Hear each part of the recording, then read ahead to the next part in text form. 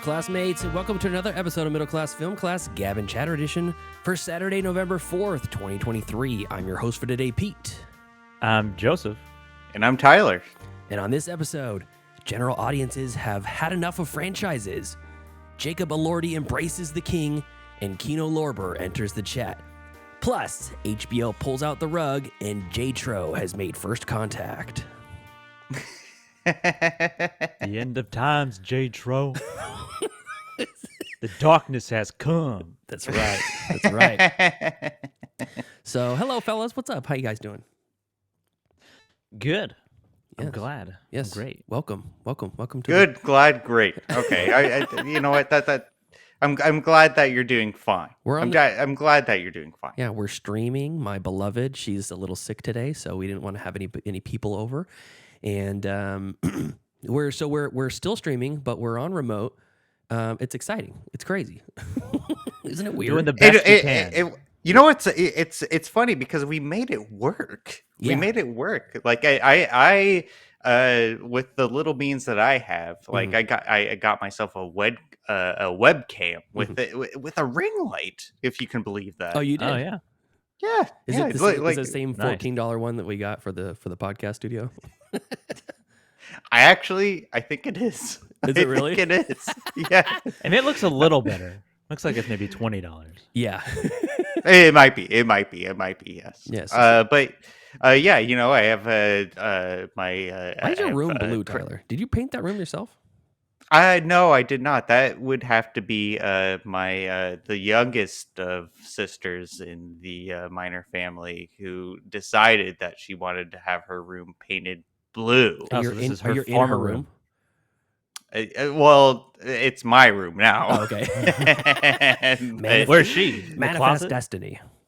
Well, Under where the she is, well, I don't know where she is. She could be anywhere. She could be in back. I'm pretty sure she stays most of her time in Vacaville, but Oh, okay. The Vac. No one calls it that, Joseph. It's called Cowtown. Well, this is Sacktown, and that's Vactown. No, it's Cowtown. Vacaville. Cowville.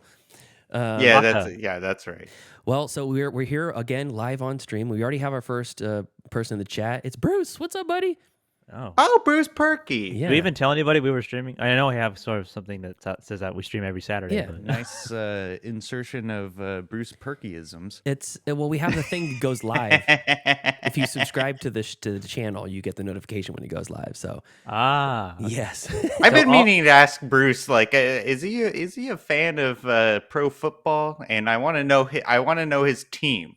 I think he's if he follows anything, I think it's college ball because he's in a college town. Yeah, but he's not from Alabama, where he's from Washington, I believe. So he'd be a Seahawks fan. Sure. I don't care for that. I don't care for that. Yeah, but we'll have to find out. All he said is that you finally absorbed your sister into your brain. That's where that's where she I don't even know what that means. You've been sucked in. I don't even know what that means. But welcome streamers, welcome podcasters alike. If you're not watching the stream, you're going to miss this. We have new merch. Check out this shirt. Oh, yeah. Oh my God, look at that. It's so great. It's glorious. Glorious Gab and Chatter shirt. We're towing the line there. We're pushing the limits on what we can have for you listeners. Oh yeah, exactly. I was banned from making this shirt when we first got into Teespring, and I think they just stopped caring. I have your shirt. I re-uploaded it, and they're just like, yeah, okay, it's fine. So anyways, that's enough of that. Let's get into some Gab and Chatter. Appropriately, shirt. Find some charity, ye lad. Now's the time for Gab and Chatter. Gab and Chatter, movie news of the week. Tyler, why don't you lead us off? Oh, okay. So I came across this story on Collider.com, and the title goes as saying, "We are outgrowing franchises." Oh, hold on. I'm so sorry. Something came up on my thing. So Since the dawn of Jaws in Star Wars, Hollywood has pivoted towards franchise fare. The idea of making movies that could go on, spawning endless merchandise and sequels, was always so tantalizing to studio brass. That fascination has only become more and more prominent in recent years, particularly in the 2010s when the cinematic universe became possible. And I'm assuming they're referring to the Marvel universe and Sure. also the DC universe as well. Yeah, I think the Marvel Universe kind of cracked the seal on that sort of making an endless franchise. Exactly. Well, The Walking right. Dead did it first with the TV show. That was kind of their thing. As they said, it's a show that can just go on literally forever. Unfortunately. Well, Yeah. I mean, I don't know how it can go For the rest forever of because us. the zombies are gonna. Doesn't zombies decompose? Like Yeah, eventually, they're all of the replaced with zombies are. fresh humans. Yeah. I mean, eventually oh. they're gonna run out of humans, That's right. right? I guess. Yeah. But that's like it's like evolution. It takes millions of years for that to actually Yeah. happen. I mean, Sure. Suddenly, a whole new way of exploiting movies long term came into focus while major studios became so cautious that they largely abandoned making movies that weren't large scale tentpoles.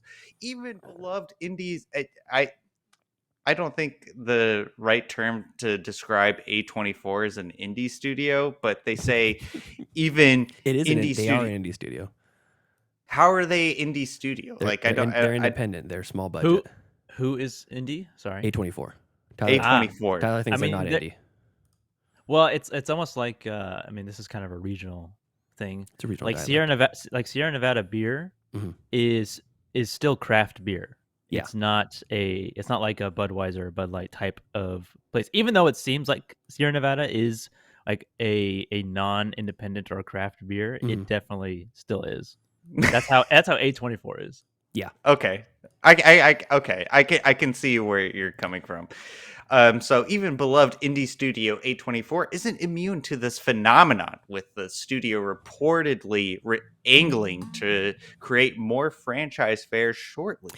Yeah, that was big news like 2 weeks ago. They said they're gonna be looking for IP stuff in intellectual property based non-original crazy. ideas. Well, they gotta make money.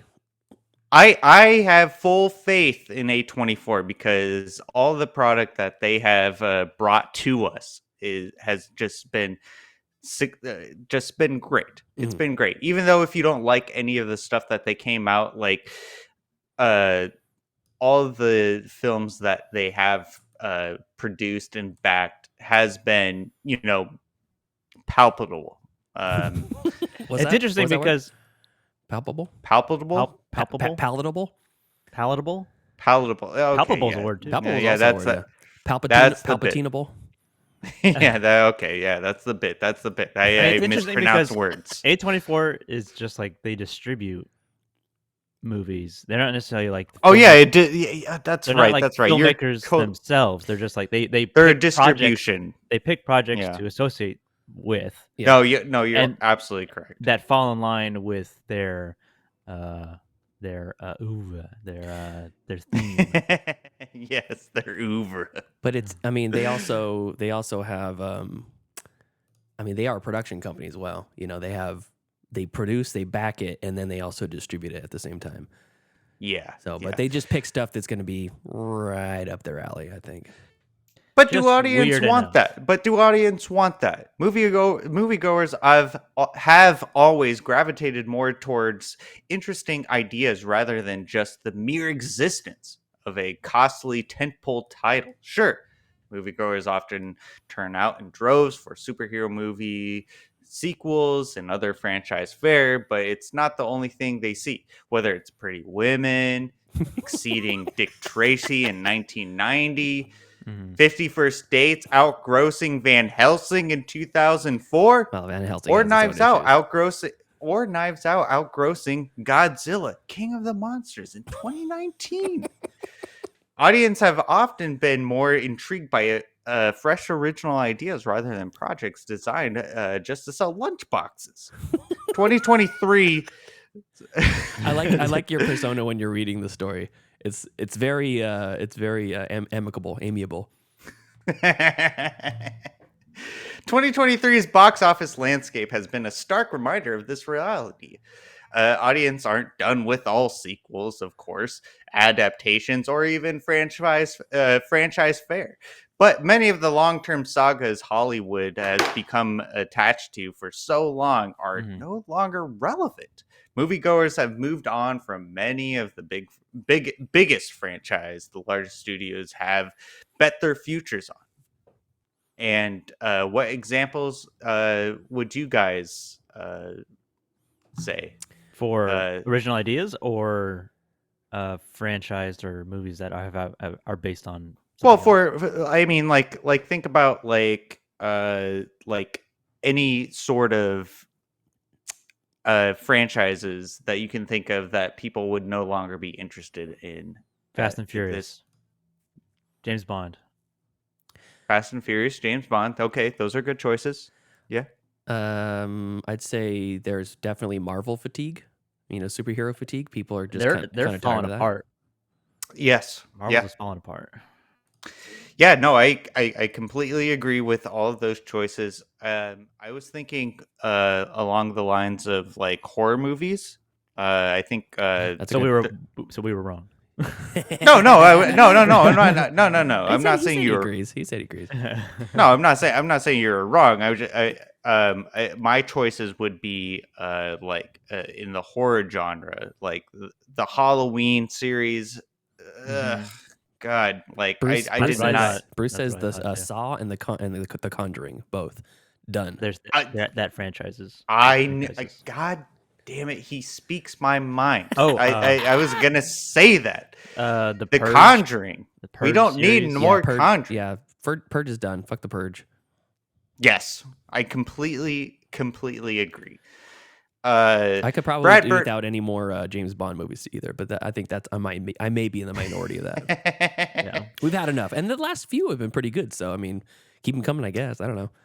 I mean I don't know the James Bond series that's a hard one to say like fet to it because it depends on who's James Bond. Yeah, I mean everyone loves James Rowan Bond. Atkinson. Everyone loves James Bond. I don't know about everyone. Well, okay. I could probably tell you that my mom doesn't love James Bond. Yeah. Is that right? Yeah. Oh my goodness. Is that right? It's hot news. Well, Brad Bird once described the major studios as sharks, quote unquote, in how they have little sense of independent direction and just chase what's right in front of them. He wasn't too far off given the mentality behind the modern franchise landscape. And it seems that these titles are no longer made because they'll be deemed profitable, nor because they'll make lots in merchandise in the long run. They're made seemingly out of a mechanical routine, like there's an obligation to continue. Are you giving the move along? Are you blowing him off? Yes. I'm telling my story. It hasn't even been like 2 minutes. We're at 14 minute minutes. 14 right now. Oh, is that right? Yeah. Well, Mission Impossible. Yeah, the new one was not good. Yeah. Oh, that's a shame to hear. But yeah, so I think that the film landscape is changing, and hopefully that we can get rid of like these remakes and reboots of all of these franchises, and we get more original ideas like we did in like 8, like where we got Little Miss Sunshine and 500 Days of Summer, and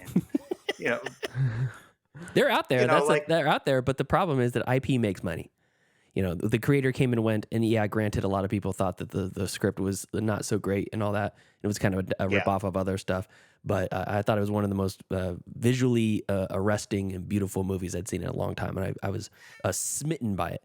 But it's not based on anything, so no one's gonna go into it being like, "Ooh, the creator, I liked the last one." There's no built-in audience there. So I mean, in a money-making enterprise, unfortunately, that's the reality. Maybe One question. maybe people are being soured to the ultra long running stuff, but you know, Bruce also says maybe John Wick. I mean, they've got 4 movies. Do they need to keep going? You know? I thought they would stop at 3. Yeah. Actually, I thought they would stop at 1. Okay, so 4 movies and so a TV show. Tyler, get the mic on you, up on you. The TV show. just came out. one question that I have for both of you before I relinquish my time on the Gab and Chatter is if you could revamp a franchise that hasn't been revamped, what would you do? And I'm gonna tell you my choice. Okay. It would be Jaws. Okay. You're gonna redo Jaws? Jaws? Like redo it or continue Yes. Jaws? No, redo it. Oh, Go okay. Jaws 1. Jaws 1. Shoot, I don't know. Kind of sprung that on us. Sorry. Pokemon. I want a good Pokemon movie. Detective Pikachu is pretty good. I wanted a good Pokemon movie, and that's literally printing money for the whatever studio decides to make it. That's absolutely I completely agree. Huh. Let's get another version of the Godfather series. Hell yeah! Oh my god. Hell yeah. That's Let's do that. controversial. But I want to see it. I don't care if it's good or bad. I want to see it. I want to see. I want to see. agree. I want to see what that would turn out to be, and who has the balls to do it. Okay. Yeah. So I relinquish my time for this Gab and Chatter edition. Okay. Before we move on to Joseph, Bruce does say, Tyler, that he's a fan of the Oregon Ducks or the Madison Trash Pandas and sometimes the Seahawks. Ugh. Yeah. Also, Tyler, talking to your mic. I am. It sounds like You're in the bathroom. Sounds like you're talking to the back of it. No. Oh. Okay. I was. I actually was. I apologize. I'm sorry. And also, It's Bruce okay. does say non-CGI or non-animated Gremlins, a practical effects version of Gremlins. That's what he wants to see. Yeah. Okay, that's great. Great That's picks, great. Bruce. Joseph, what do you have for your news stories? Okay, I have a couple of news stories, and so Jacob Elordi, who is best known for his role on Euphoria as the character Nate, he is playing Elvis in the new Priscilla movie, Sofia Coppola's Priscilla, Oh yeah. and he ate a pound of bacon per day to play Elvis Presley. Delicious. Why would he have to eat a pound? Is he a skinny fella? A whole pound he's a very long of swine? He's a very tall dude. Oh, okay. So he's kind of lanky. So he didn't quite go full bacon PB&Js to play Elvis Presley, but he did chow down on a pound of bacon per day to transform into Elvis. He infamously, I guess he revealed that the way he learned about Elvis was through watching Lilo and Stitch. And wow, that's funny. What does that even mean?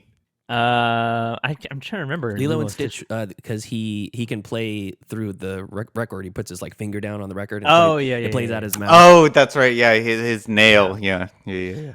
Writer-director Coppola told Entertainment Weekly that Priscilla told us that Elvis the person, Elvis liked really burnt bacon.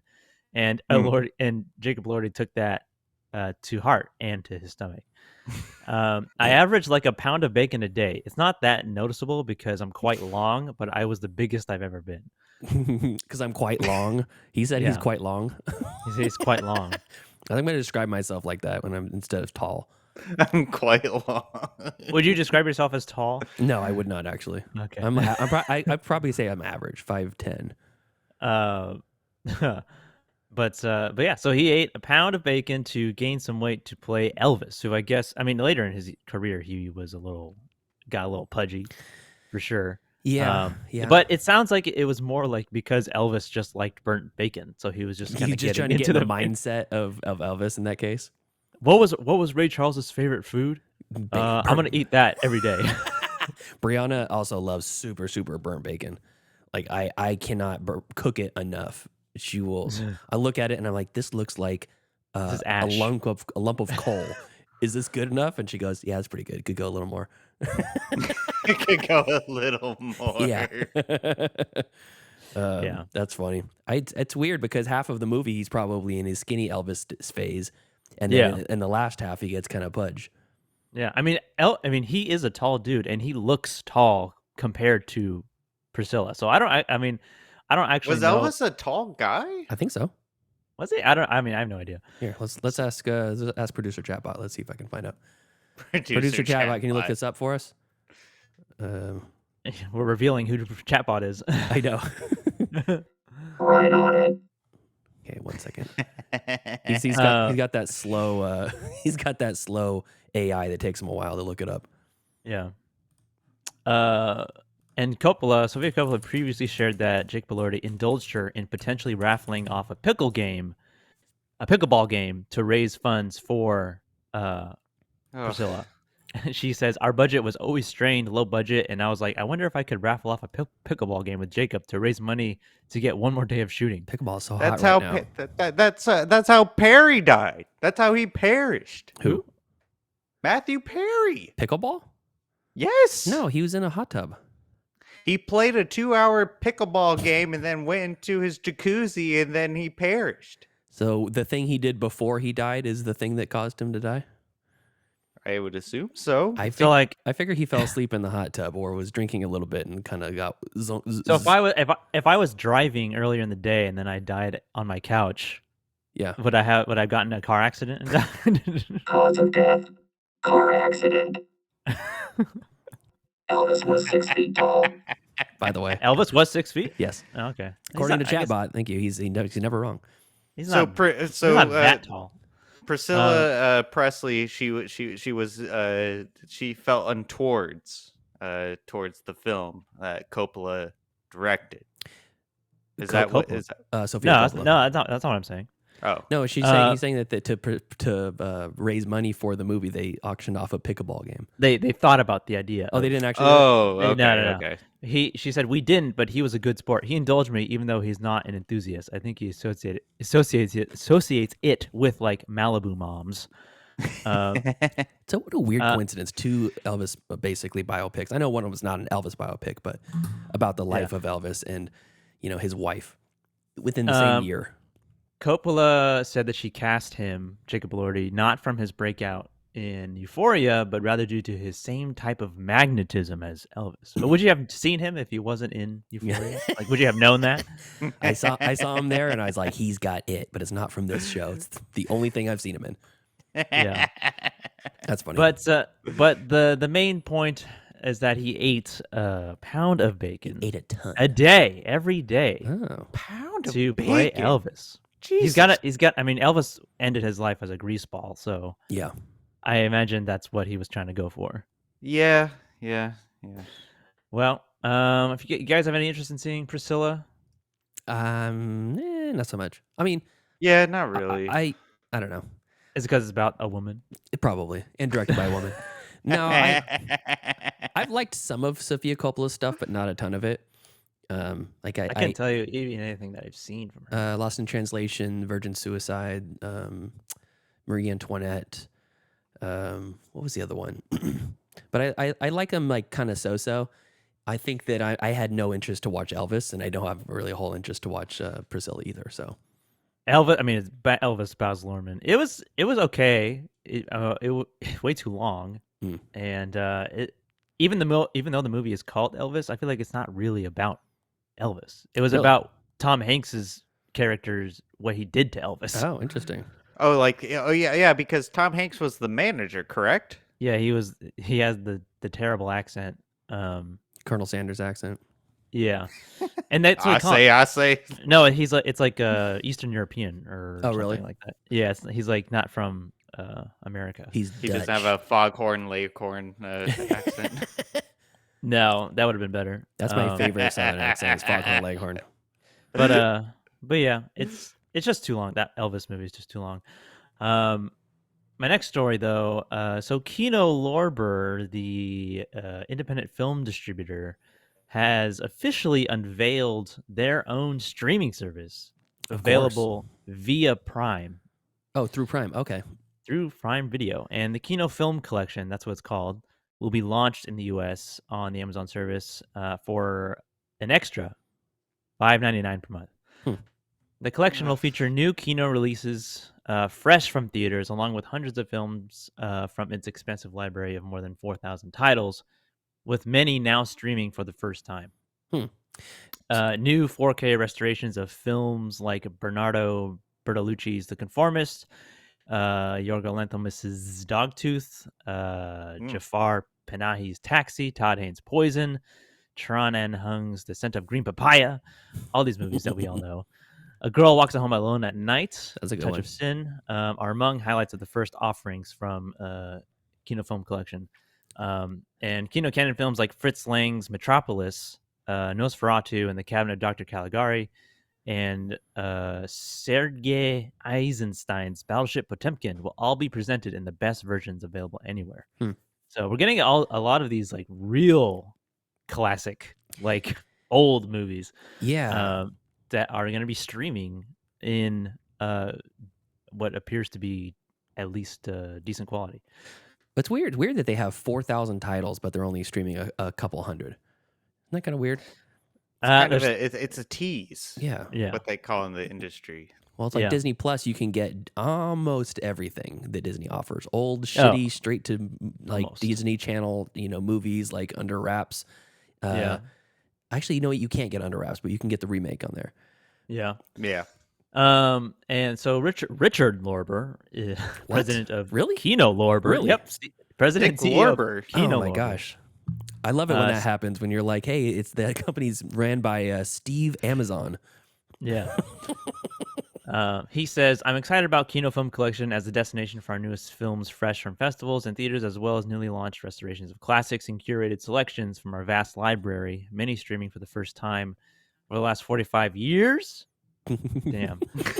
Damn. I didn't realize they were around for that long. There's We've- a question. I like there is a question mark. We've that introduced punctuated that electrifying new sentence. films for directors at the vanguard around the world to American audiences and built a library and brand synonymous with cinematic innovation, distinguished curation, and enduring quality. The Kino Film Collection will be the place to go to find the classics of tomorrow and the best cinema of the past. All right. Okay. So that was a pitch to the people to get involved with Kino Lorber Film Collection or the Kino Film Collection. Nice. So is that exciting? For some people, I think my Aunt Linda's going to love that. Yeah. I have It's a like semi- it's like another version of Criterion Collection. Yeah. Like Criterion Channel. I was just going to say there's Yeah. like part of me is there's Arrow has their own streaming service. Criterion has their own streaming service. Kino Lorber now. And there's a lot of those movies that like I love the movies that I have on Criterion. I wouldn't buy them unless I loved the movie. Of course. But of course. I look at some of these movies that are on the Criterion Collection, and I'll like look it up on HBO and watch it, and I'm like, this movie's boring as shit. It's not a great movie. It was groundbreaking and whatever, and it's a really really deep cut for like a actual like cinephiles. But I can't imagine streaming, paying another like $9 a month or whatever to stream more Criterion stuff. I know that so there's like Criterion movies, which they have their own requirements, prerequisites, qualifications for movies to be a Criterion movie. Oh, okay, Mhm. I don't know what their process is. I mean, I know like gotta be cool. like the director of Wall-E, he championed his own movie to Andrew be Stanton. a Criterion movie, Mhm. right? So that was, I don't know if that's something that happens with other directors, like directors calling Criterion and be like, "Hey, I want my movie to be a Criterion.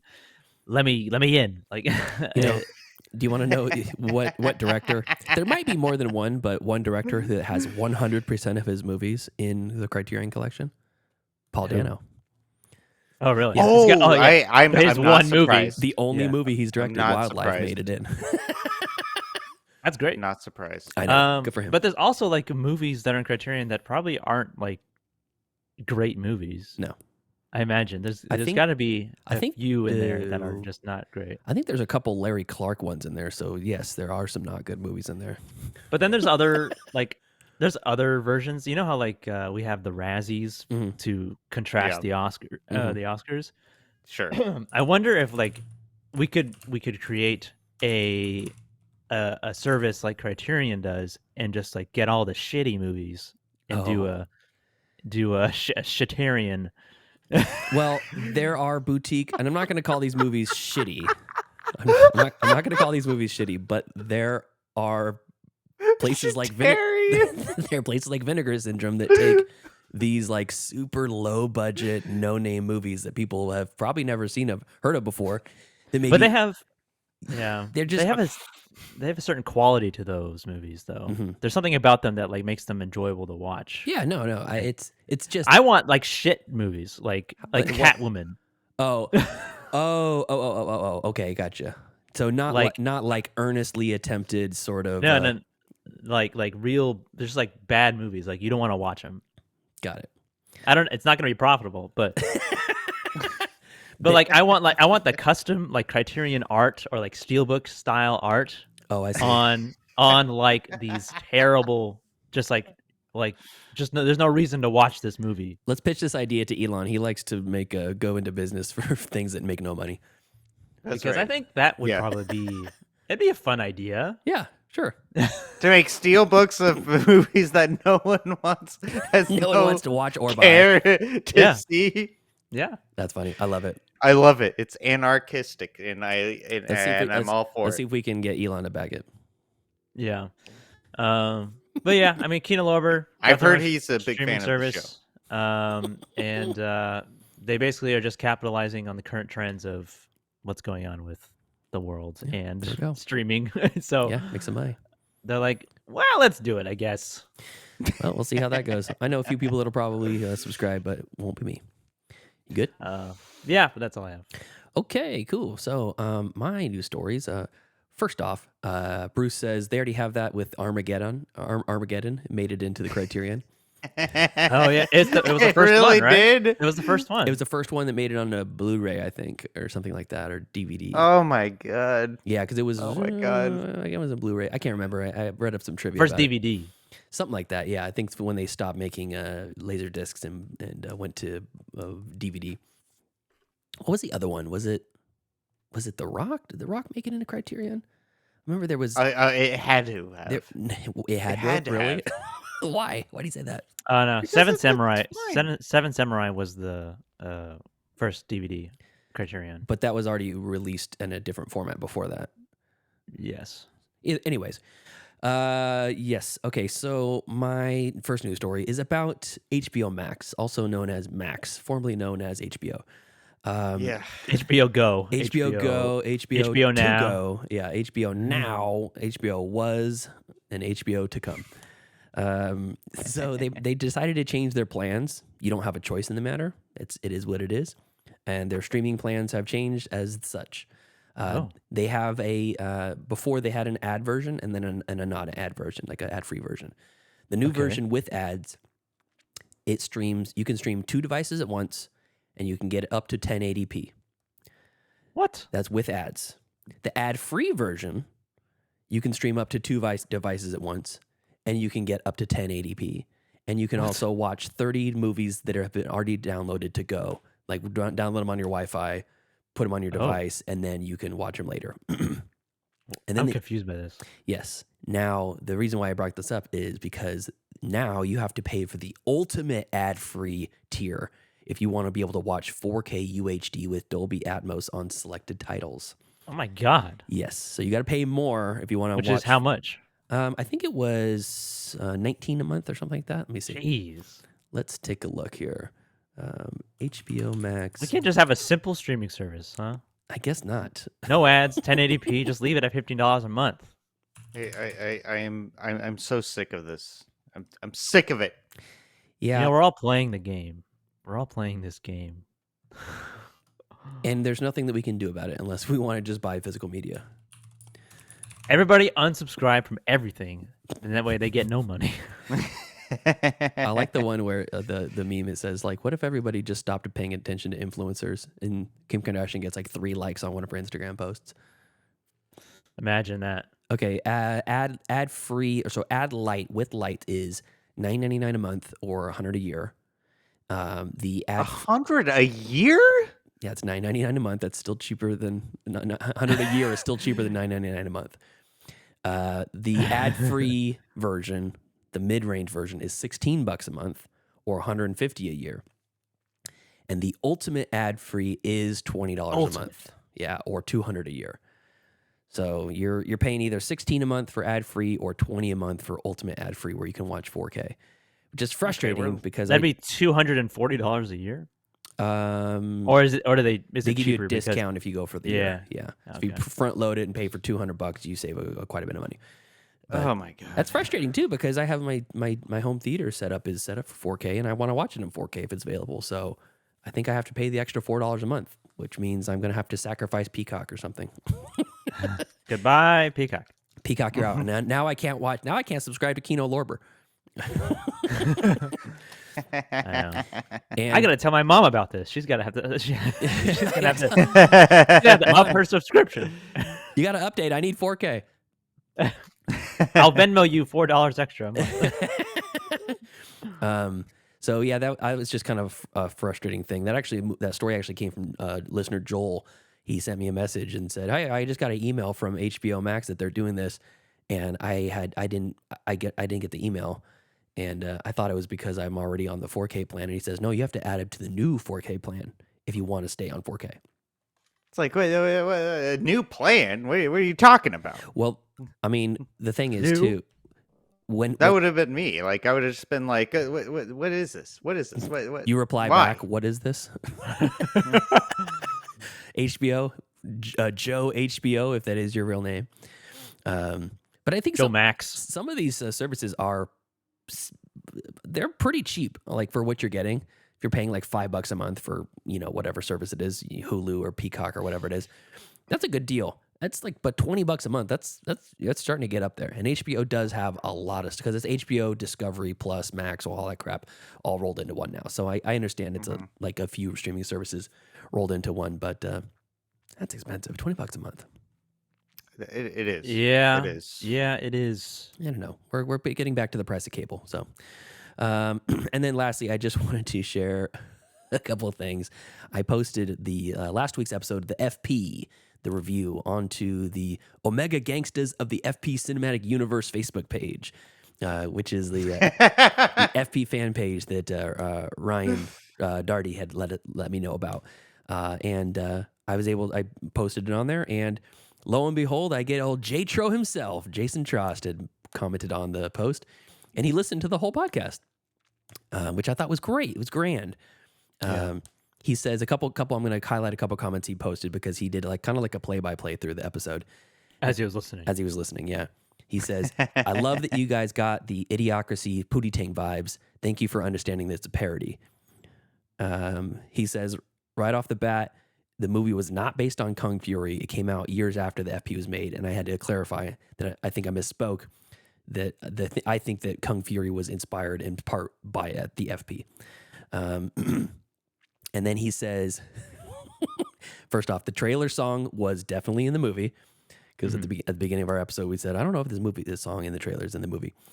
And then he says, he called you out, Tyler. He says, "I love that having an eye patch equals, quote, he's trying to be Snake Plissken. That's ableism right there." How is that ableism? You I don't hear that, understand. Tyler? Just because he doesn't have a choice. He's got an eye patch. What are you going to do? Also, now he's just Snake Plissken. Everywhere he goes, he's just trying to be Snake Plissken. Ableist. Everyone with an eye patch is trying to be Snake Plissken. Yeah, look at you with your two perfect eyes, judging everyone with one. I do not have two perfect eyes. Yes. Anyways, look at him back. But there's two of them. Look at him back pedal. And then he also said that the boots were always part of the movie before he broke his ankle, and during the shoot from the FP doctor, he wouldn't give me a cast, and he told me to stop drinking. I'm sure those sets were really fun. Yeah. And then lastly, he did say, don't fear the third and fourth ones. Don't fear the third and fourth ones. There's a lot of green screen. It's a big joke on green screen movies like Star Wars prequels, and they have some of my favorite moments from the series coming straight from JTRO himself. And he says, when you watch the FP2, it'll clear up all the BTRO death questions. So our questions will be answered on how BTRO actually died at the intro of the FP in FP2 Beats of Rage. So I thought that was exciting. I'm gonna reach out to him if I ever get the balls to put FP2 on the wheel. I'm gonna reach out to JTRO, see if he wants to call into the show or something. I think that'd be a lot of fun. Mm. Okay, I think that is it. Now it's time Four. to do some streaming picks. Movies. Wanna watch a movie? Yes, I do. Disney Plus. Oh, HBO Max. If I don't get the pick, show's over. I have grown accustomed to Hulu Plus. Amazon Prime. I like Netflix. You found the pick. Streaming picks, movies that we watched this week on our streaming services that you can watch on yours too. Tyler, why don't you lead us off with your streaming picks? Okay. Yes, I do. Wait, have wait. Hold on. What? What? We got punishment movies. Yes. Yes, we do. What have I done? You made your bed. Now it's time to sleep in it. Take your medicine. This is the wheel of punishment.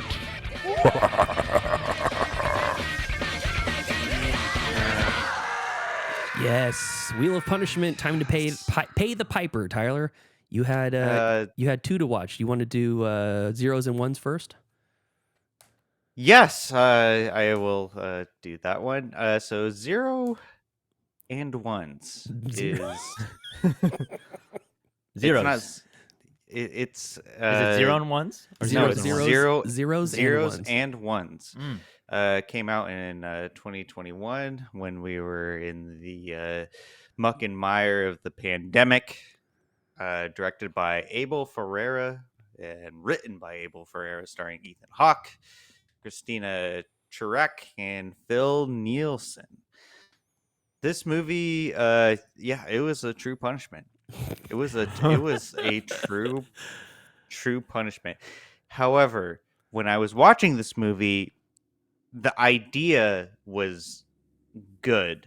Like, I really liked the idea of the movie. It just was not executed well. What is the Okay. idea? Okay. So, essentially, an American soldier stationed in Rome with the Vatican blown up embarks on a hero's journey to uncover and defend against an unknown enemy threatening the world. And now you might be thinking to yourself, oh, it's like an existential sort of unworldly sort of enemy. No, there's it's nothing like that at all. It's such a it's so like mixed bag as far as like the plot goes. Like, Yeah. you don't. Does it not like, make any sense? No, I mean, like it does in the beginning. Like, you get like where it's going to, and then like once you get to like the second and third act, like you're like, what the hell is going on right now? I thought we were uncovering some sort of like the movie is like advertised to make you think like an alien like blew up the Vatican. Oh, really? Then but then it like converses to so it's a terrorist organization that's blowing up the Vatican because they think they're a fascist regime. And it's kind of like that, but not really. Like, you don't really get any sort of satisfying like answer to like what Ethan Hawke, he has a twin brother who he also plays. Wait a second. There's twins in this? Sweet. Yes. Does that Vatican actually blow up in the movie? Yeah, it does. Oh, okay. It does. But It sounds like some like Da Vinci Code. Yeah. Or what's this? The sequel to that one? Angels and Demons. Yeah. except with the exception that the Da Vinci Code actually has a satisfying ending in this movie. By the And way, Tom Hanks' hair. That's true. Excuse me. But also, like, the movie is shot so grainy, like you can barely see anything that's happening. Oh, really? And I'm just like sitting there, like, and I watched this movie like in the dark, so like I could see this movie clearly, and you can't it's just so dark. It's like Skinnamarink. It Alien vs Predator Requiem. it's like the quality of the picture is so bad.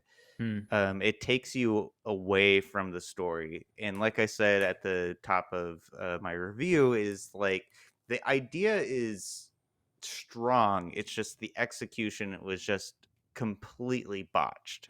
And so this was a True Punishment movie. Like when I was watching it, I was like, oh my God, like This was a punishment from Bruce. So yeah, no, Did he review it or did he? I don't know. See it? Let's see. They covered it on Cinematics. Oh, okay. like I think Bruce rated it a half star in Letterboxd. Oh, okay.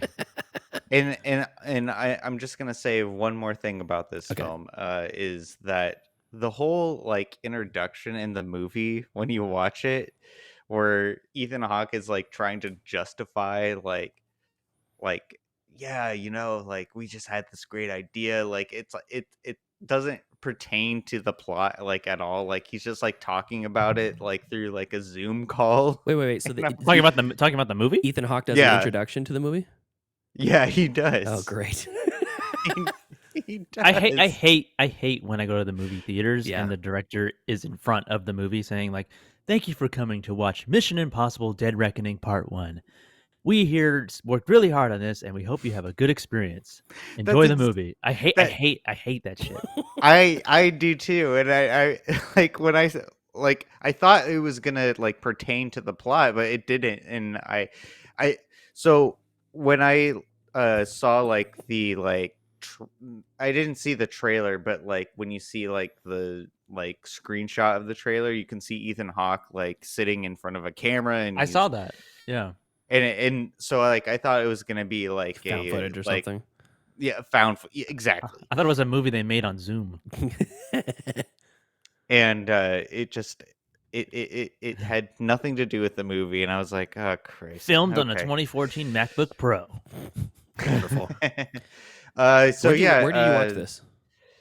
I had to rent it on Amazon. Oh, you had to pay $4 for this. Mm-hmm. Yeah. Wow. Yeah. It Down was the drain. It was definitely a punishment. It was definitely a punishment for sure. All the punishment movies you should have to pay for. Make it even worse. Even if it's streaming somewhere. Well, I technically did watch all of my punishment movies. Well, I guess that's where I come in. I've been asking Tyler. Tyler's got a new experience in life, and he's made some moves. He's reduced some monthly bills, and I was like, Tyler, you've been working a lot of overtime lately, right? Yeah. I have. I was like, that money, your pocketbook's probably overflowing. Yeah.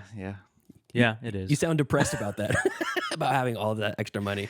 Well, I don't like you telling tales out of school, but go ahead. I was hurting financially, so I asked Tyler. I said, "Hey, can I borrow some money?"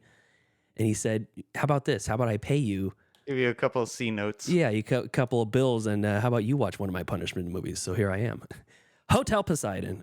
Oh, you watched it for him? I watched. Yes, I did the deed.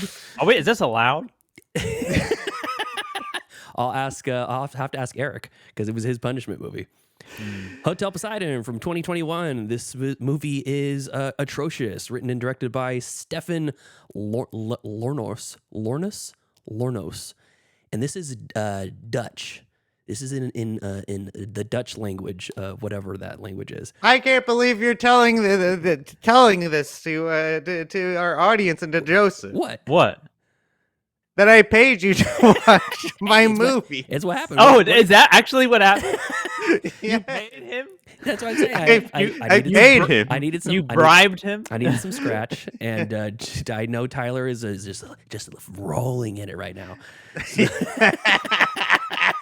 Wow, I can't believe this. This is like a fraud. I feel like.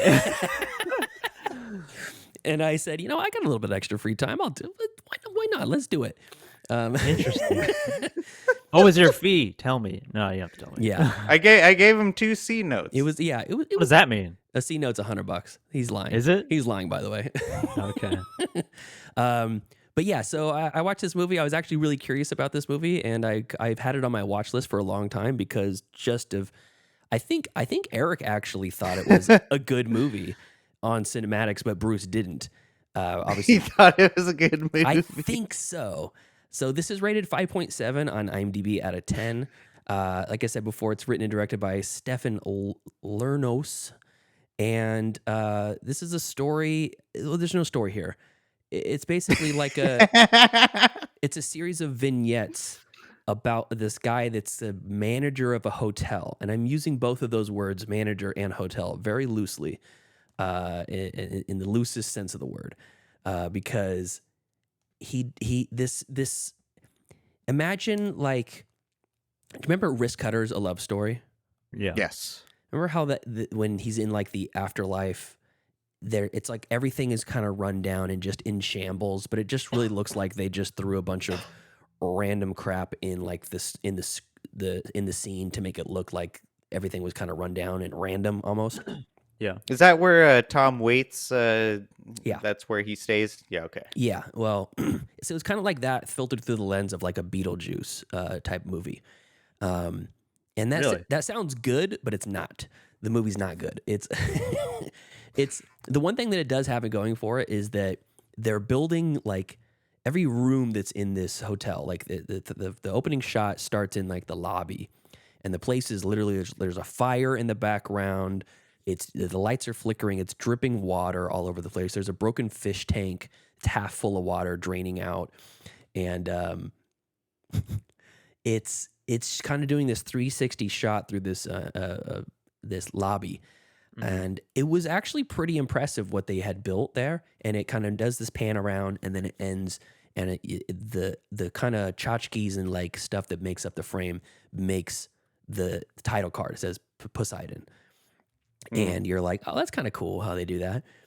But the rest of the movie is like a lot more of that. He goes to this scene, and there's his aunt is over there in the corner, and you know this person is trying to check into the hotel, and he gets her set up, and she's like, oh, who's that? Oh, it's my aunt. It's a mystery. It's a wonder she's still alive. And she's like, well, she's not alive. She's dead. Look at her. She's sitting on a gurney, and and she goes. He looks over, and he's like panics that his like 95-year-old aunt is dead on a gurney. And later on in the movie, his mom shows up, and she's like, all you had to do was give her water every day, and you couldn't even do that.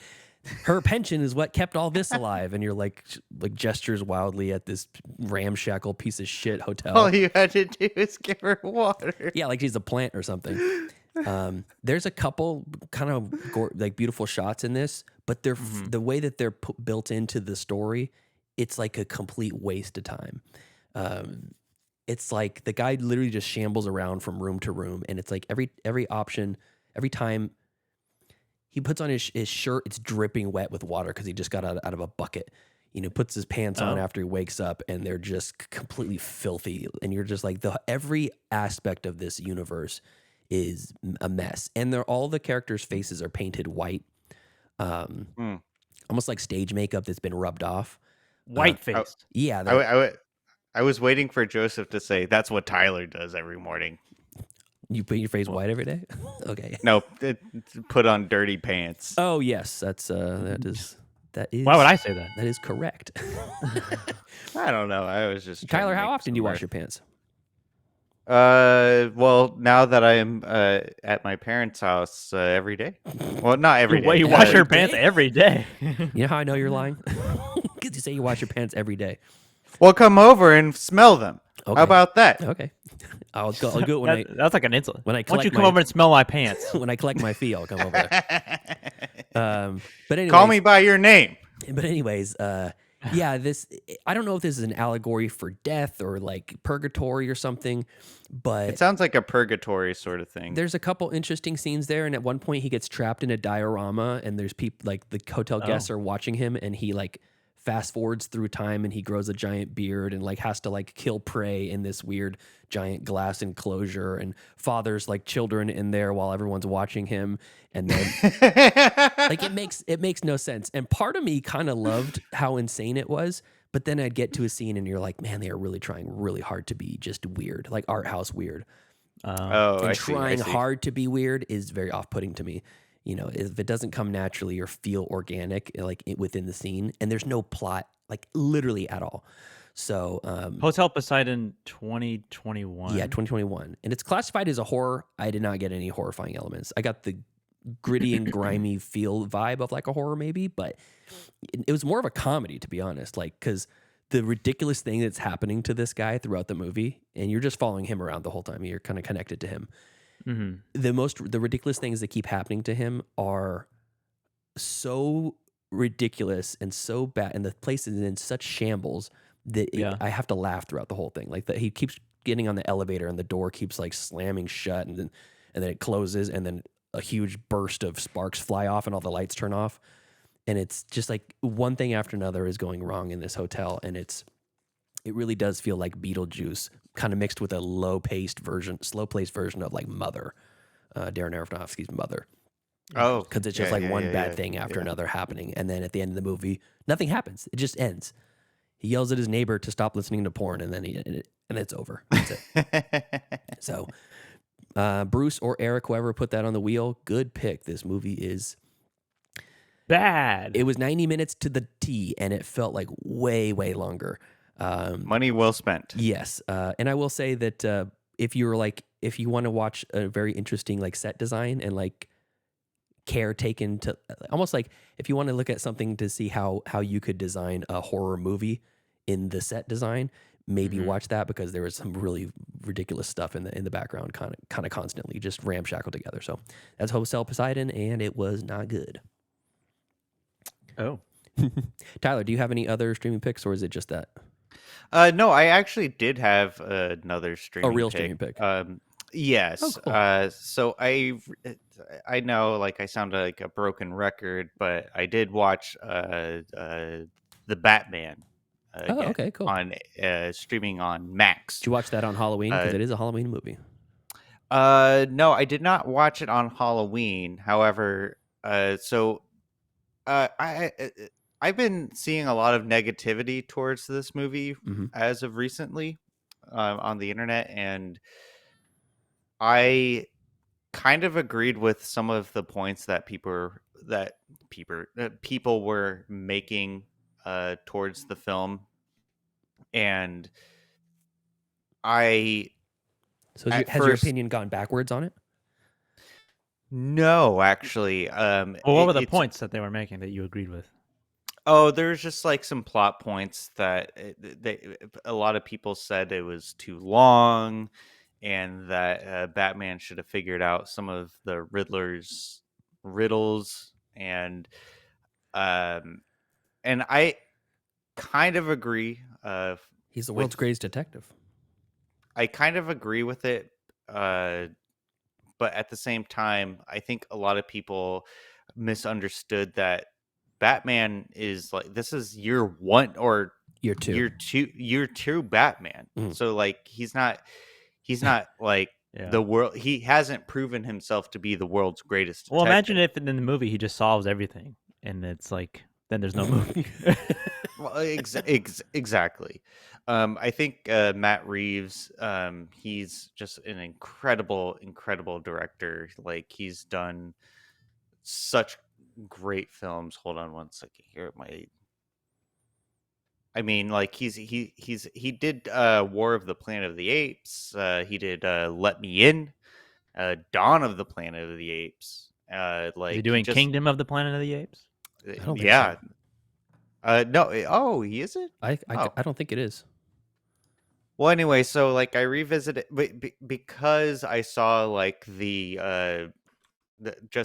ire of people who were like tearing apart the Batman, saying like, "Oh, it's the worst Batman movie," blah blah blah, and I was like, "Okay, you know what?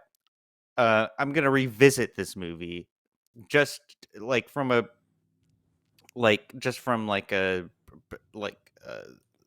like a critical eye, Okay. rather than just for my love of Batman. And was it good? And it still stands up. Well, we It did still that when we stands up. all reviewed it. Well, I know we did. I just wanted to, refresh my palate and like make sure that everything was up to snuff. And I think Robert, Let's see if these guys are all wrong. good. Everything is nothing to see here. I just think checks out. my one criticism is that I think Robert Pattinson could have done a little bit better as Bruce Wayne. It was a little bit too emo. Yeah, he's still young and he's still sad about his parents. His parents are both dead. They were murdered in front of I him. don't know if you know that, Tyler. His parents were Yeah, killed right in front of him. You don't have to tell me twice. I already know the story of the Batman. All right. But I think this is still a really good movie. I think the third act is a little bit disjointed from the mood that the first two acts presented, Mhm. but it's forgivable. I think it's a forgettable forgivable. movie? No, I said forgivable. Oh, forgivable. Okay. Forgivable. I think the third act is forgivable.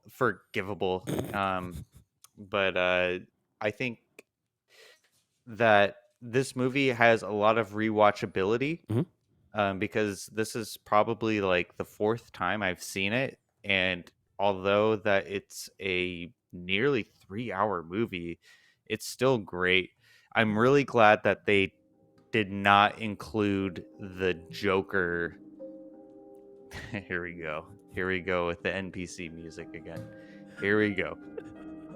But I'm really glad that they took out the Joker scene with Batman interrogating the Joker about who's the Riddler, and it's really great. And then I also watched season 2, episode 1 of Invincible, which is Don't tell me also... what happened. Don't tell me what happened.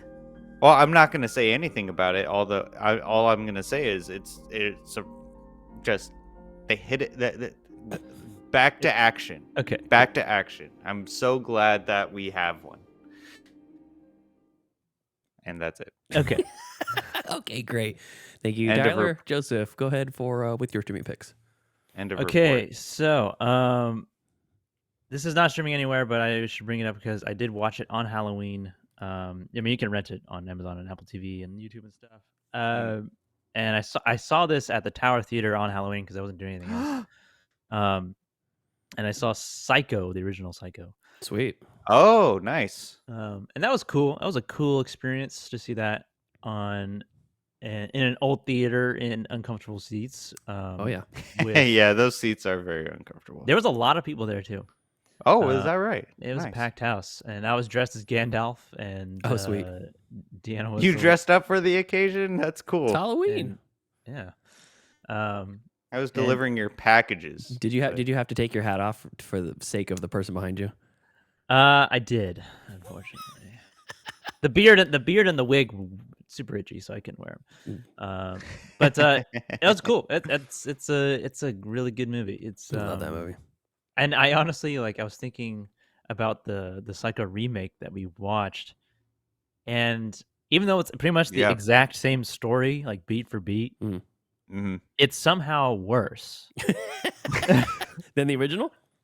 Yeah, I obviously the performances are obviously not as good, and the what's his name, Norman Bates, the actor who plays Norman Bates, his Norman Bates, he plays such a likable psychopath.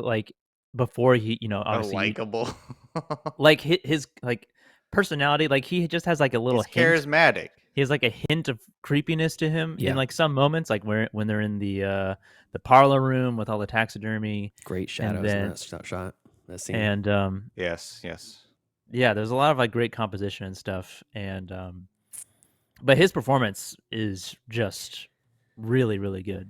One of my favorite faces of all time is when Anthony Perkins as Norman Bates comes in dressed as his mom, and he the sheer glee that he has on his face as he's getting ready to come in. He's like, ah! He comes right around the corner, and he has to be restrained by whoever the other guy is. Yeah. But the look on his face is so good. Yeah, and then like there's like some, obviously there's some information revealed about Norman Bates and his mom and stuff that I feel like I didn't catch in the remake at all. About like his mom has been dead for 10 years, and so it's like I don't know what you saw in that window.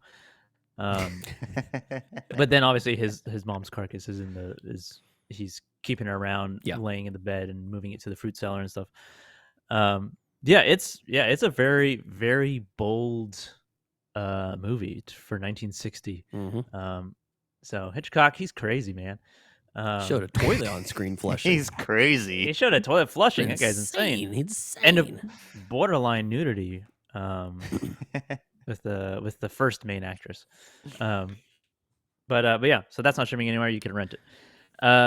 But leading up to Halloween, before that, I finished a spin-off series of The Conjuring, and they're all streaming on Max, I believe, and I also think a couple of them are on Hulu, but they're all on Max. Okay. And so I watched the Annabelle trilogy, which is in the same world and universe as The Conjuring. Because in the third movie, Ed and Lorraine Warren are in the movie. They're not the main characters, but they are in the movie. So Annabelle, the first one, just called Annabelle, is they're all surprisingly good.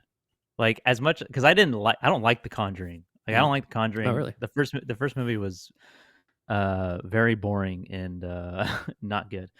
But Annabelle actually has like some good scares in it and like good production and some really interesting shots. And the story is pretty interesting too. It's basically about a doll who is they all think it's possessed, but it's not really possessed. It's just like a conduit. They keep saying it's a conduit for evil. Because like demons can't possess objects.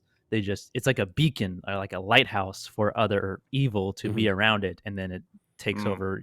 Where this doll is present, there's likely evil present. It's a vessel essentially. It's kind of. It's more of just like like I said, it's more of just like a lighthouse for other demons to sort of be around it. The first movie is it follows this couple in the 50s, I believe, or the 60s, and they are the wife is pregnant and the husband is he typical like 50s early 60s husband. He's working all the time and she's kind of a stay-at-home. They go to church regularly, and it's like they're about to be, what do they call it, the nuclear family. It is the 60s because the Manson family is involved, and so there's like Manson family murders happening, and that is essentially what happens to this couple. They don't get murdered, but their neighbors get murdered, and they get attacked, and she gets like stabbed in the abdomen. They don't lose the baby. That's like a big worry, and then she's on bed rest essentially for the whole time, and her husband got her the Annabelle doll as a gift in like the beginning of the movie, saying that she always wanted one of these as a kid and all this stuff. So that's kind of like the inciting first incident. red flag. So he gets the gift, the Annabelle doll. The family gets next door gets murdered, and then the Manson family murderers come over, attack them, and then right before the police show up and kill the murderers, one of them takes the doll and is like holding it and like slits her own throat and is holding the doll, and you see the blood dripping on Annabelle's face. And that's basically where the movie goes from there. You can imagine the horror that ensues. And it gets pretty creepy. So that's Annabelle. I won't go too far into that because there's some parts of the story that I don't want to give away. I'm so sorry, Joseph. Did you say you watched the whole like trilogy or just that? Okay. Yeah, I watched all of them. And then Annabelle Creation is the second one, and you can guess the name it is a prequel. I think to I the watched first this one and it was I didn't love it. Annabelle Creation is I liked it. I liked it a lot, Nice. actually. Not as much as the first one, but it is a prequel, and so you're following the making of the doll, like the family of the doll maker. Like the dad, he makes like a bunch of dolls, and he makes this one, and they have a daughter named Annabelle. And the beginning of the movie, I like the way that they do certain moments in these movies because sometimes there's no build up to like the scare. Mhm. Like there isn't like a droning sound that is kind of like It's like a jump scare. rising up in volume. It's like a genuine moment where it just startles you. Uh-huh. And that happens in the beginning, like the first 20 minutes of the movie with their daughter, their actual daughter Annabelle, and what happens to her, and then the reason why Annabelle the doll is such an evil thing, because of the parents who are trying to essentially summon back the spirit of their daughter because of what happens to her.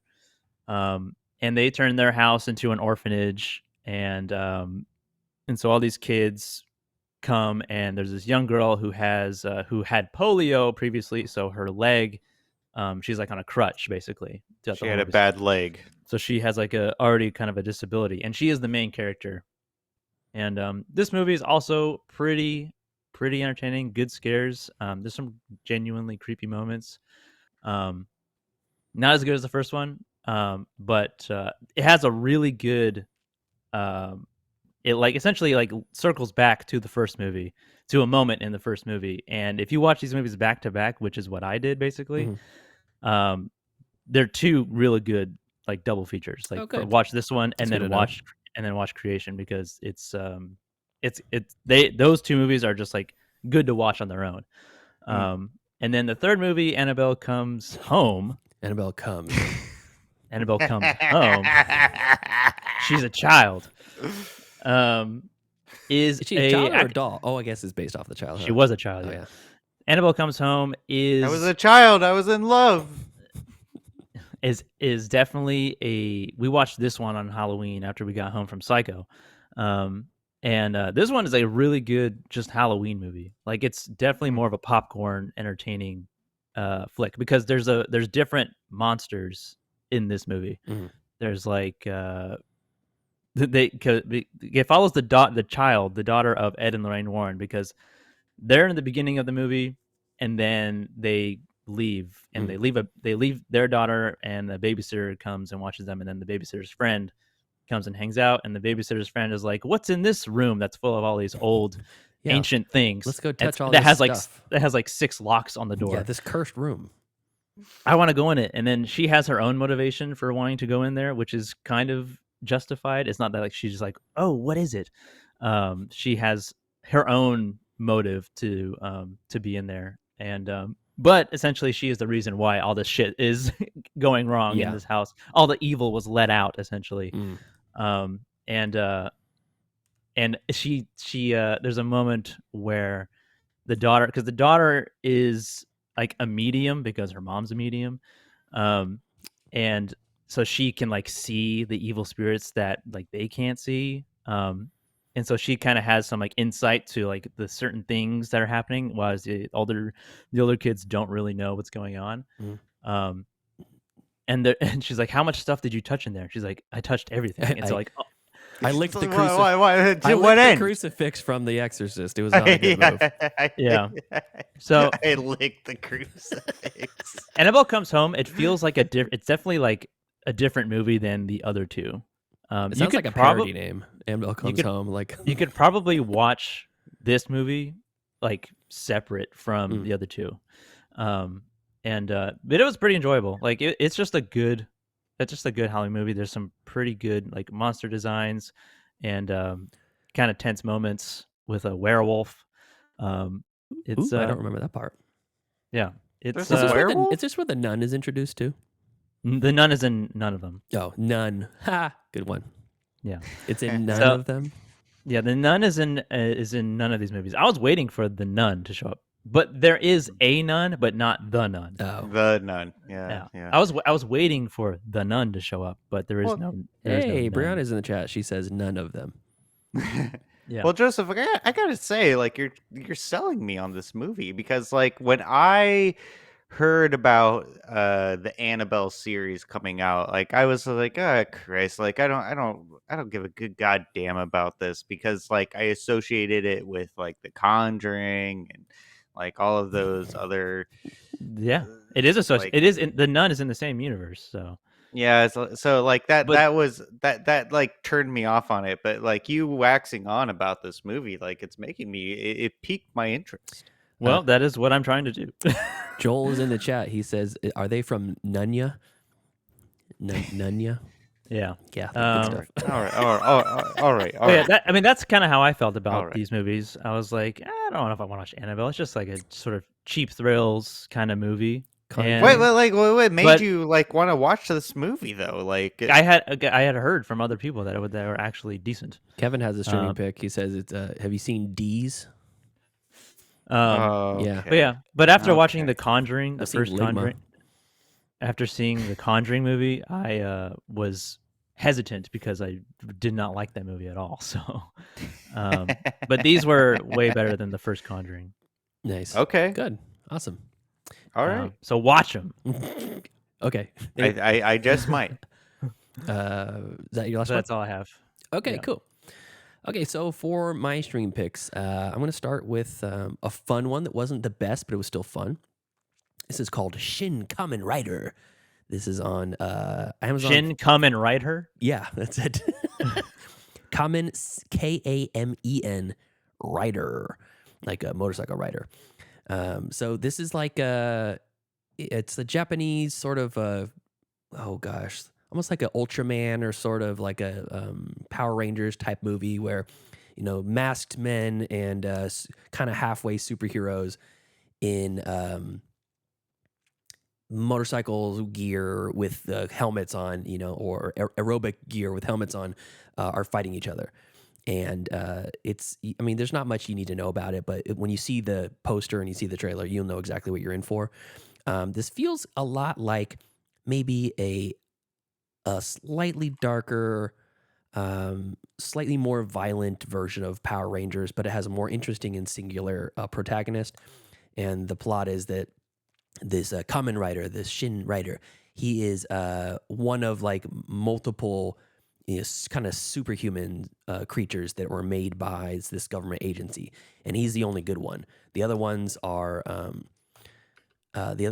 like hate humanity, and they're hating humans because now they feel like they're better than them. So it's kind of like a little bit like One Punch Man, but he's not super OP like on One Punch Man. I will say that the practical effects of like the costume design and the helmets is really fantastic, beautiful. The fight scenes leave a little bit to be desired. So there's a lot of like quick cuts instead of actual like unbroken shots of like real fight choreography. All that being said, I still thought it was a fun time. That's Shin Kamen Rider. It's from this year, just came out 2023 on Amazon Prime. And then I'm going to talk about When Evil Lurks, also a new movie, just came out recently, hit Shudder. This is directed by Damien Rugna. This is a Argentinian director who made the movie Terrified, not Terrifier, Terrified. Terrified, yeah. And Terrified, I watched it after When Evil Lurks because I thought I was so impressed by When Evil Lurks. And I watched his first movie. I don't know if it's the first one, but the one right before this. And it was not as nearly as good as When Evil Lurks, but it has some gems in there, some interesting jump scares. He leveled up when he made When Evil Lurks. So the original title is called Cuando Acecha la Maldad. And this is set in a weird kind of alternative timeline. It's not in the future per se, and it's definitely not like in the past. It's kind of set in the modern time. But in this world, humanity has abandoned religion. God has essentially forsaken humanity, and most people have agreed with that, and they've just parted ways because now possessed beings living on Earth and possessing humans is just kind of an accepted nature, a fact of nature. Yeah, it's weird, and you don't get that. It might be a little bit of a spoiler, but not really. It's just like they talk about a person who's rotten, and they kind of interchange the usage of the word like possessed and rotten within each other. And they find a possessed man, and they're like, why didn't you report this to the government? Oh, we did a year ago. The government hasn't done anything in the year. This rotten is gonna take over our entire village and blah blah blah blah blah. And they State-sanctioned exorcism. pretty kinda, yeah. And it's not like they don't show it. They don't really give you every bit that you need to put the pieces together.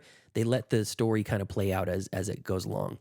And much like the Conjuring universe, there is a woman who knows a lot about how to like exorcise these demons or exorcise these possessed. And they find her along the way, and then she joins the group. I will say that When Evil Lurks has one of the most hateable, stupid, idiotic, fucking asshole protagonists you're ever going to find. This guy stinks. This guy frickin' is the worst. And I posted in the cinematics page about this because it's kind of been chattered about a lot in there. And in one of the comments, someone said, I gave him the benefit of the doubt because, this is a high anxiety situation. This is a scary situation. There's children involved. And until the very end, in the final scene, you're just like, what the fuck? What the fuck are you doing? What is wrong with this guy? So from the beginning, you don't like him? Nah, from the beginning, he's just kind of like a tainted, almost like a jaded hero, I guess, but not even really a hero. He's just some like farmer, that you're following, him and his brother. And but as the movie goes on, he makes bad decision after bad decision that affects people negatively as he goes along. Like, it's not only just him that is being affected by his poor decision making, it's also everybody else. So yeah, there's some rough, brutal, absolutely disgusting practical effects here. It's fantastic. There's gooey pus and blood and organs coming out of cavities. It's really repulsive. Oh my goodness. In that way. But if that's what you're looking for, sign me up. Yeah. Wait until you're having a sucking down a nice chili dog to watch this one. Oh god. But yeah, super really impressed by When Evil Lurks. So watch that. That's on Shudder. And then a movie that I've seen before, and I'm gonna put a couple scenes here on the stream very, very quickly. Let's see, where are we here? Commentary. Yes, there we go. So this is Vampire's Kiss, which is a movie I've seen before, and I rewatched it, and I just realized just how much I freaking love this insane bonkers movie. So the plot is that Nicolas Cage essentially thinks he might be becoming a vampire.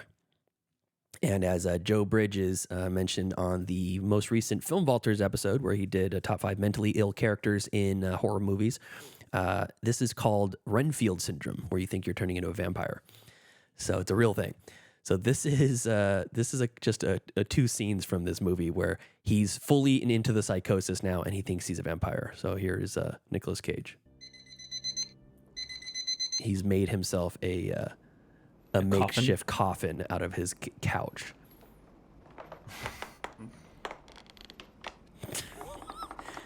And if you can see, he has a $4 plastic vampire teeth from the liquor store, cheapies. And here he goes with his vampire swagger, going into a nightclub. Yeah. This is the part. He's channeling classic vampire cinema from a bygone era. A little bit of Jerry Dandridge from Fright Night here. This is definitely Boris Karloff. That's Nosferatu walking around. I was going to say, there's a part right here where he's very much, okay, yeah, right, yeah, definitely Max Schreck from Nosferatu. His hands come up and he's doing insane, unhinged. And then at some point he's coming down from the psychosis, and then this is what happens. I've seen this. He's wandering the streets, moaning. Shouldn't he be burning up? You think so? Maybe I feel like really he's burning vampire. up. I mean, like, there's been there's people out there who think that they're walking amongst the undead. I know, it's hilarious. On I all mean, levels except physical, I am a wolf. Yeah, exactly. So those are a couple of scenes, just gem scenes, I think, from that movie that people need to go give Vampire's Kiss a watch. And for a long time, it wasn't available. Most definitely. It wasn't Is available it supposed to be anywhere. a comedy? I don't know if officially it's listed as a comedy, but there's no way it cannot be. The cover on the on the VHS, On the like cover? like the VHS cover, Mhm. like it I thought it was a comedy. Okay, it is listed on IMDb as a comedy, crime, fantasy, horror. Okay. And I would Yeah. pair this up with American Psycho any day because they're both hilarious and full of characters which are insane, and they're living in New York. They're high-powered businessmen living in New York in like the late 80s, early 90s. This is the one where he's like, you put the files in the cabinet. Yep. You know, A, B, C, D. That one, right? Yeah, Joel says that moaning scene is how he looks when he's browsing the cereal at the grocery store. I don't know if it was the moaning scene or the walking with his hand out. moaning scene. The moaning scene. Yeah, that A B C D E F G. That scene's in this. Yeah. Um, I'm a vampire. I'm a vampire. That one. yeah. There's that, and it's so unhinged. And of all the Nicolas Cage performances, yes, there's not a whole lot of gore in this. There's a little bit. There's not a whole lot of gore, and there's not a whole lot of like insanity, like the actual context of it, like no explosions or planes crash landing on the Vegas Strip. Steve Buscemi's not about to eat a child. None of those things are going to happen. But his performance in this, I think, is the most unhinged Nicolas Cage performance that you're ever going to get. So Yeah, I mean, Wow. yeah, probably. It used to be only available on Vudu. Now you can get it on Hoopla, Tubi, Kanopy, Redbox, Pluto, and FreeVee. So now that I see that it's streaming, I have to shout it from the rooftops. Go watch Vampire's Kiss. Cool. Okay. Anything else you guys got? I think that's Nope. it. Okay, cool. So thank you to our cool ass yard duties over on Patreon. That's Javier, listener Steven, Heather Sachs, Ryan Corbin, and of course Chris. And if you want to support us financially, visit the Patreon page at patreon.com/middleclassfilmclass. But you can also just hop in the stream, say hello. We have Joel, Kevman, the love of my life, Brianna, and old Bruce are in the chat saying hello. Come down when we record generally right around noon Pacific time on Saturdays. It means a lot to see you sit in the chat, or you can just tell a friend who likes podcasts or likes movies. Until next time. Thank you for joining us as we gab and chatter. Follow us later on in the day if you're streaming, or later on in the week to review Call Me By Your Name. Follow us on Facebook, facebook.com/MCFC podcast, and send us an email, mcfcpodcast@gmail.com. And follow us on TikTok at Middle Class Film Class, and on Twitter at Podcast MCFC. Yeah, and please follow us on Instagram at Middle Class Film Class, and leave us a voicemail, why don't you, at 209-730-6010. And we will see you next time. Thanks for listening, guys. Bye. Yeah, see you later.